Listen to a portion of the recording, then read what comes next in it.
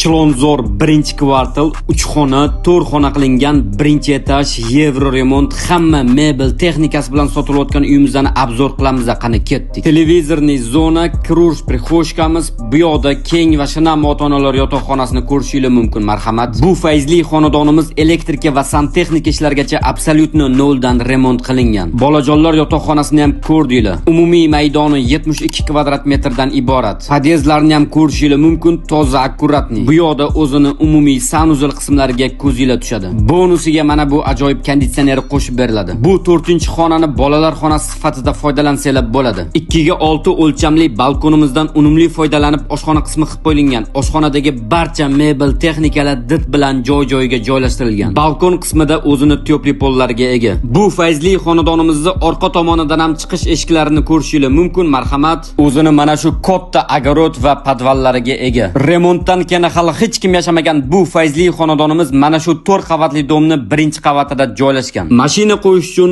parkovkalarga ham ega. Xonadonimiz yoqqan bo'lsa, videoga like bosib, kanalimizga obuna bo'lib qo'yishni unutmanglar. Uyimiz narxini $106 ming so'raymiz. Qo'shimcha ma'lumot olish uchun opisaniyada telefon raqam qoldirdim.